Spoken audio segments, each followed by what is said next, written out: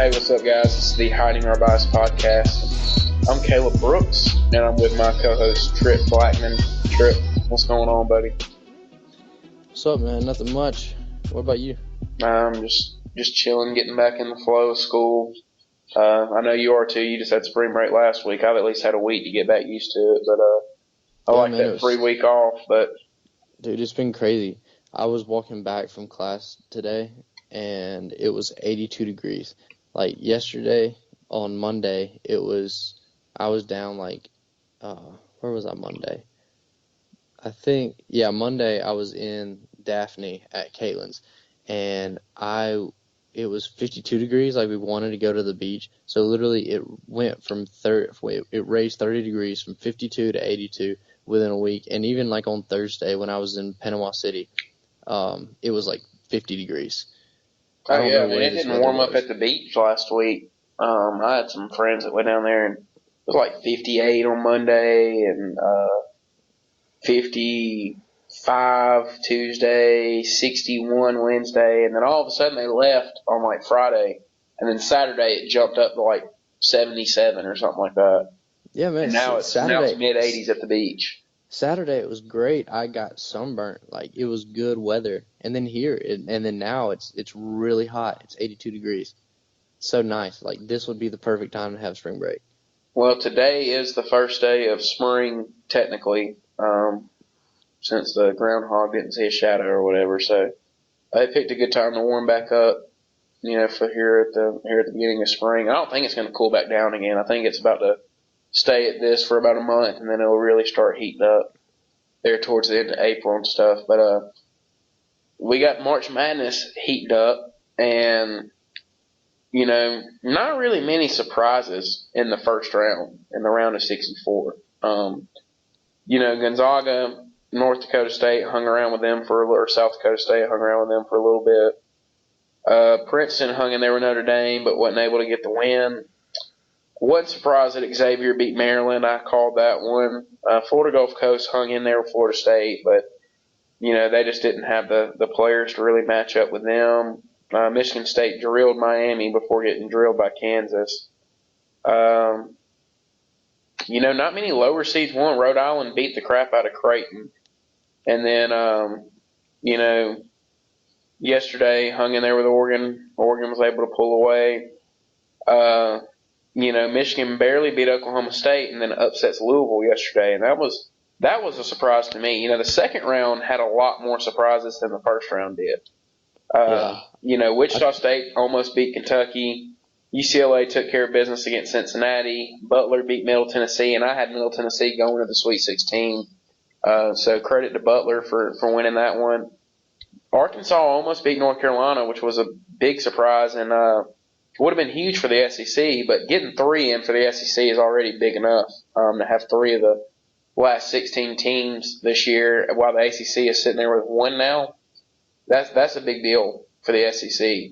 And, we talked about Michigan beat Louisville, which I didn't think Michigan was going to be able to hang around with Louisville. I thought Louisville's length was going to end up separating them towards the end of the game. But you credit Michigan. They hung around. They made some shots and, ultimately was able to come out with the victory. Rhode Island hung around with Oregon. Purdue took care of business against Iowa State. Arizona beat St. Mary's. The big surprise, though, I think for everybody was South Carolina beating Duke last night. Granted, it was a home game for South Carolina. A lot of South Carolina fans there. And not only that, the North Carolina fans that were in attendance and the Arkansas fans that were in attendance were all cheering for South Carolina. So, if you were cheering for Duke, you were pretty much by yourself last night in that arena because anybody else was cheering for South Carolina. Arkansas for the SEC's perception, North Carolina just because they hate Duke, and, that's what you expect and that's what you want to see is them cheering against each other. So, it was packed in there last night, and it was loud for South Carolina, and they fed off the crowd emotion. And I kind of said it. The way they played in the second half against Marquette Friday, if they played that way again against Duke, I said they could beat them, and they did.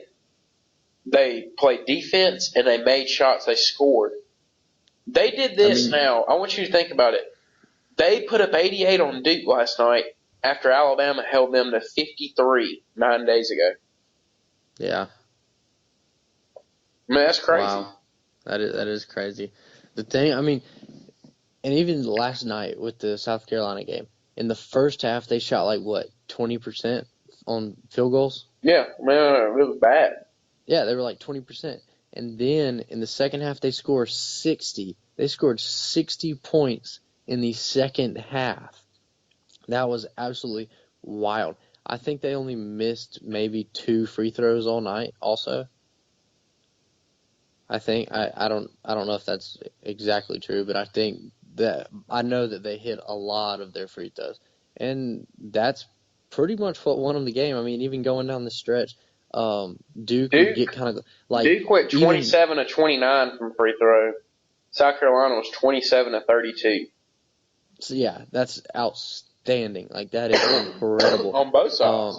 Yeah, but that's the reason why South Carolina won was. They even turned the ball over a couple times, in the last minute of the game, they turned it over.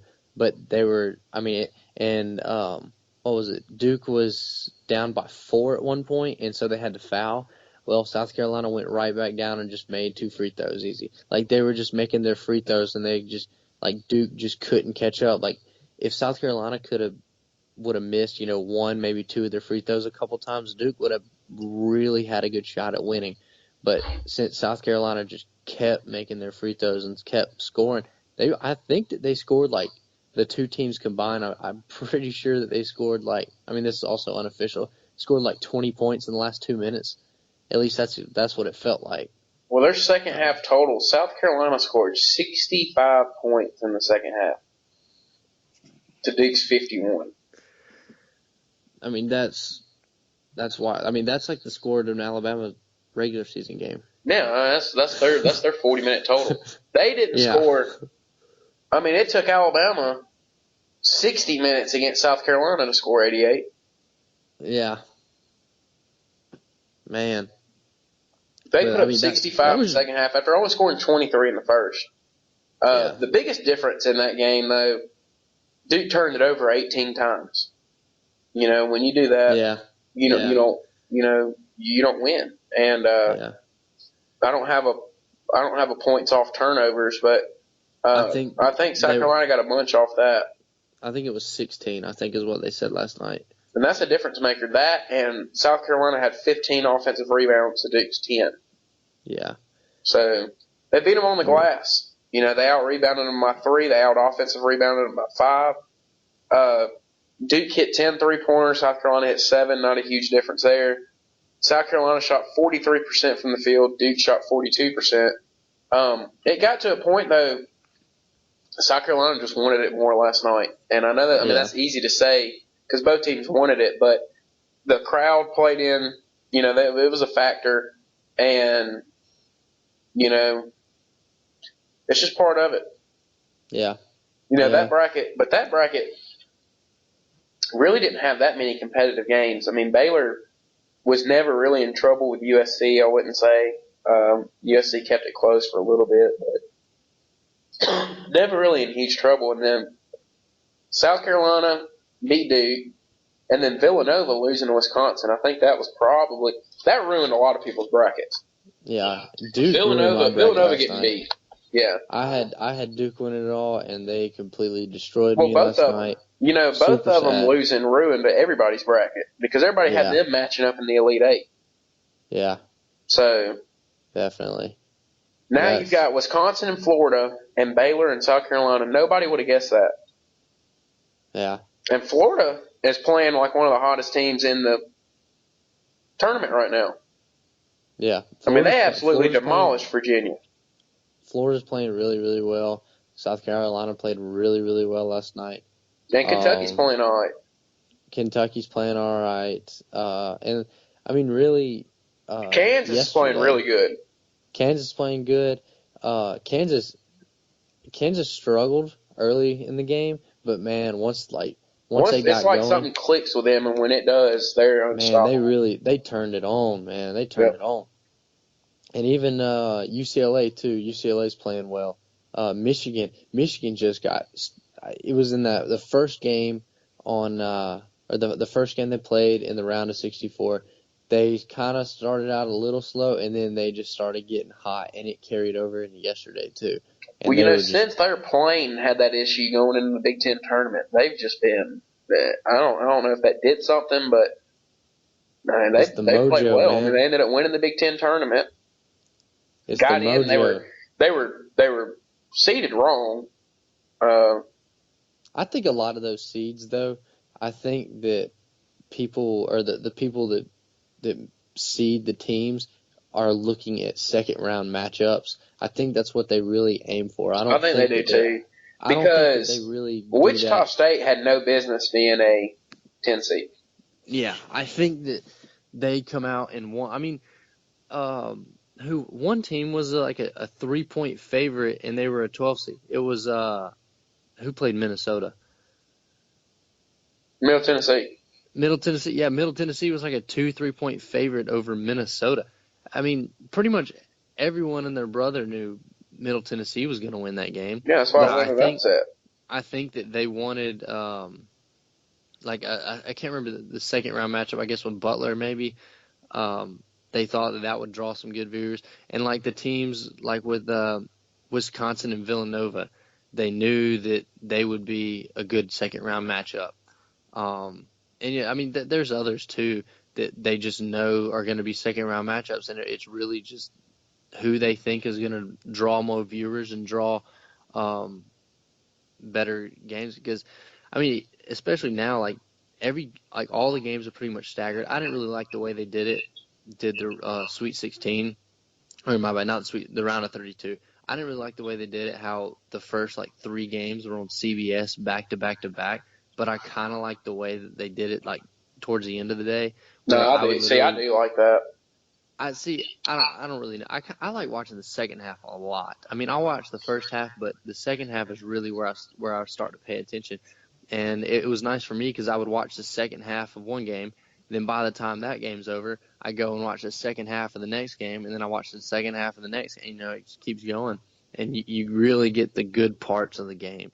You don't have to watch, when everybody struggles really early and, stuff like that. But I kind of like everything at once. I like when it's all at one time. I don't want to have to sit around and wait for the next game to start, especially if you get like a blowout game and you have to wait like an hour and a half for the next game to start. I don't like that, but that's just me. I mean, I kind of like that. I like that they, because just for other people that have work or, people like yesterday, people were at church and stuff. So yeah, I mean, I kind of like it being moved to, putting it on the later part of the day. But looking ahead to this weekend, starting on Thursday, let's see, Thursday you got Gonzaga and West Virginia. And then Oregon and Michigan, Kansas and Purdue, and then Xavier and Arizona. And that's on Thursday. Gonzaga's look good. You got to give them credit. Yeah. I don't know if it's going to be interesting to watch them play against West Virginia. They're a 3-point favorite. I think if they win, that no matter who they run into, whether it's Xavier or Arizona, I don't think they win. I don't think Gonzaga beats Xavier or Arizona. Oh, you don't think Gonzaga wins? No. And who do they play? They play West Virginia, and I'm saying if they win that, I don't think they beat Xavier or Arizona. I think both of those teams can beat Gonzaga. Yeah, I definitely do. I like Xavier's chances. I mean, obviously, Arizona I feel like is a stronger opponent than Gonzaga. But one thing about West Virginia is, I mean, yeah, they're in the Sweet 16. That's a big deal and all, and they've been playing all right. But they barely beat like 2 double-digit seeds. Like they've had to play, what was that, a 14